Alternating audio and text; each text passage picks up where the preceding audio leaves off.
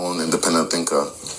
I just like truth and fairness to an extent, like I always speak my mind and I never really pick sides that I don't believe in. So whether it's my friends or people I don't like, if someone's saying truth or someone's saying something that I believe in, I'm gonna like stick with that side. So I think because of my personality and how I don't like just blindly, I'm not blindly loyal. So I'm able to just kind of float around and be cool with everybody, which I think maybe kind of allows me to just float under the carpet a little bit, not really have a target on my back. I think the game's a little bit easy. Everybody's kind of doing a kumbaya at the moment.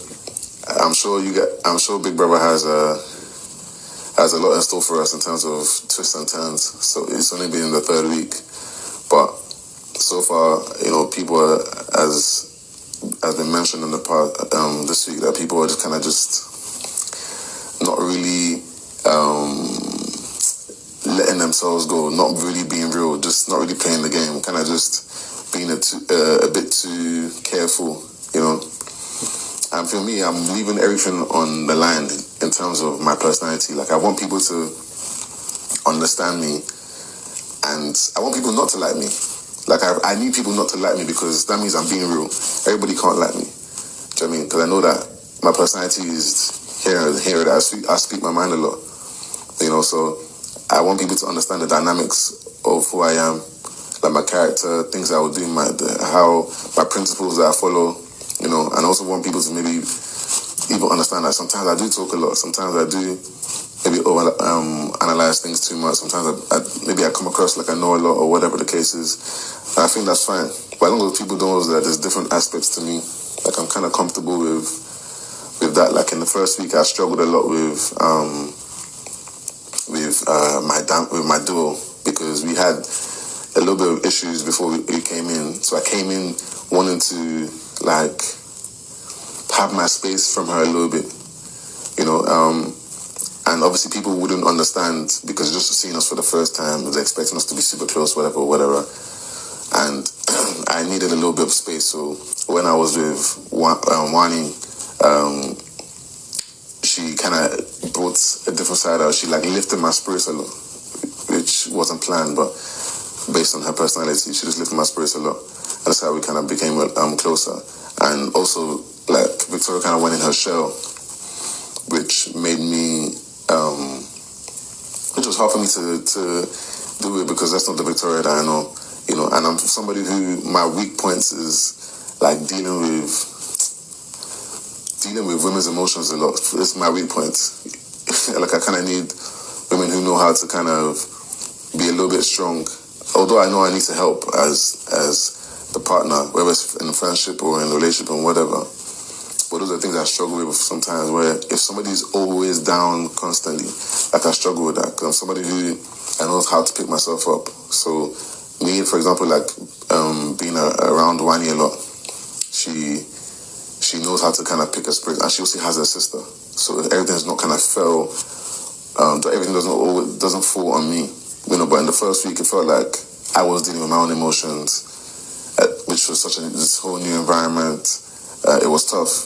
And then also having to now do with the change of personality that I'm seeing, like, from Victoria. So that was very tough as well. That first week was incredibly difficult for me. Like, when people, like, talk about leaving or voluntary exit or whatever in the Big Brother house, I'm always like, why would you want to do that? Like, you've done so much to be here. Why would you want to leave? But that first week made me realize why people want to leave, like, because it's mentally draining, and people on the outside will not be able to understand because they're home in the couch or the bed watching, and life is a little bit easy. But when you're here, it's constant mental, like, stress, dealing with so many different people's emotions and energies. There's nowhere to run, there's nowhere to hide. You always have to now be in, especially this season that's a duo. If I was maybe here by myself, I'm being able to, like, deal with it a lot better because I'm used to being by myself on the outside, like dealing with things by myself on the outside. So being here as a duo is also testing me and testing my character and also making me grow as a person. because I've not had to actually have to work with someone to the point where I'm being forced to, so which is a good thing. So it's better for me to learn to do that rather than run from it on the outside, On the outside, like, even when it comes to my friends, I never really have like tight friendships, except for a few people that understand me, because I don't really like to maybe overstress myself in friendships. I'm carrying so much of other people's problems on my head, like I like being able to dip in and out, but this whole process is also definitely making me grow as a person and be better and just learn from like different experiences here. Just working together as a duo in different tasks, understanding each other better, like just giving people each other grace. It's not been easy. I may be the villain, in my duo. I may seem like a bad guy, but it is what it is, because it's just me living my truth. Like that's all I can do really. But yeah, I don't know if I think I went on for a bit too long, but yeah. Do you think Victoria withdrew into her shell because while other people had their partners to help them deal with this new environment, you were occupied? I think I've spoken to her about it, and I think that's part of it, unintentionally, because she also mentioned that she didn't want to feel like she was burdening me with like her problems, like the things that exposed me to her character that I wasn't aware of before. Like, I didn't know she was this much of an overthinker, Obviously, I live in London, she lives in Abuja, and we don't see all the time, but we talk often. But when you talk on the phone or through text, like, you can check in and check out. You're not constantly having to deal with someone's problems. You can call them on the phone and, help them with their problems, and then get back to your normal life. Do you know what I mean? So, being here, like, I think she didn't realize how much of an overthinker she was. I didn't realize how much of an overthinker she was. I didn't realize how much she would feel like she was lost. Like, I thought from what I knew, she was a lot stronger to deal with it a lot quicker. I think now she's coming out of her shell, but I definitely think, because she mentioned to me that, obviously me being with Wani, it's, she didn't want to feel like, she's just damping all her problems on me, which is fair enough, even though I would have wanted her to just come and still talk to me. But I know she also has like personal growth as well for her, because now it's been 2 weeks and she's finally come out of her shell, which I'm so pleased, because everybody can see it now, and I feel more comfortable being around her. I feel more comfortable talking to her, because the first 2 weeks, it was very draining. It felt like I was trying to draw blood out of stone. Like, I couldn't, like, I was like, who is this person type of thing, and everybody deals with things differently. It's a good thing that, this week we're talking about mental well-being and mental health, because I'm sure we've all been through it in our process in the last 2-3 weeks, and she has a big role in the wager, which is a host, so I'm happy that, she's finally like coming into her own.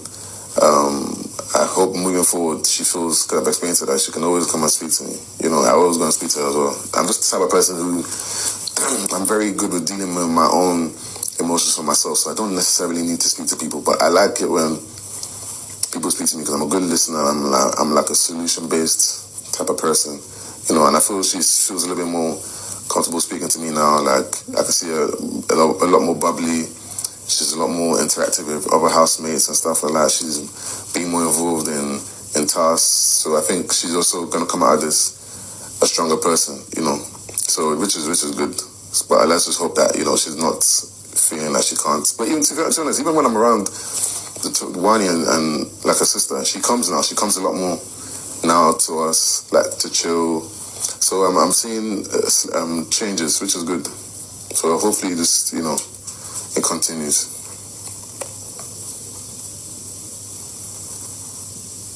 Shaun. Yes, brother. Could she have been reluctant to speak to you in the past because of how unapproachable you were? I think sometimes maybe I may not realize how unapproachable I am. Maybe in my mind, because I'm the type of person who I'm clear in what I say. So I'm like, if I tell someone you can approach me, I really mean that you can approach me. But maybe it's a learning curve for me just to understand that even though I say someone can approach me, maybe my demeanor has to also reflect that as well. And I think maybe on my end there was a lot of built-up frustration about how closed off she was. You know, I was a bit frustrated because I know that as a duo, we're reflective of each other, and I'm like, we're here to play the game. Do you know what I mean? We're here, like, you don't have time for passengers, and I'm that type of person because of how I've been brought up in terms of like my just life experiences from, you know, trying to be successful in life and whatnot. Like, if you feel sorry for yourself, you're just going to be left aside. So, because of all the conversations we've had before even coming here, it was frustrating for me because it's like, don't let me carry this duo by myself. Like, I need you to carry it as well. So, yes, maybe I was unapproachable. You know, maybe I didn't make it easy for her to approach me, which I didn't know.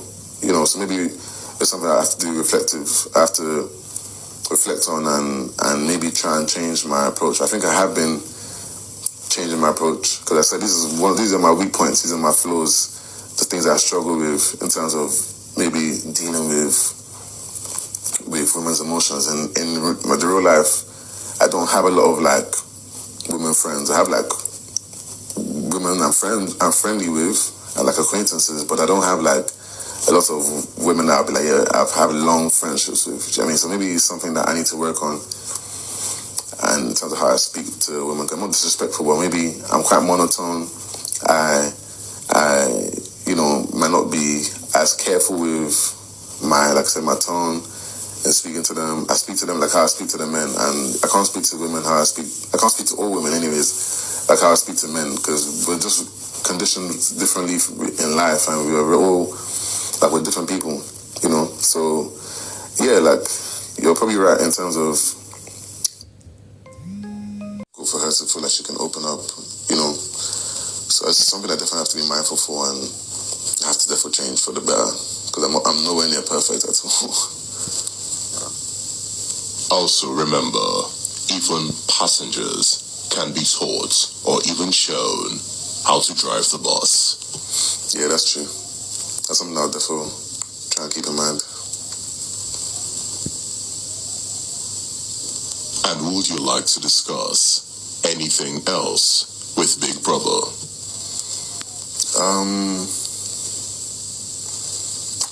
Would I like to discuss anything else?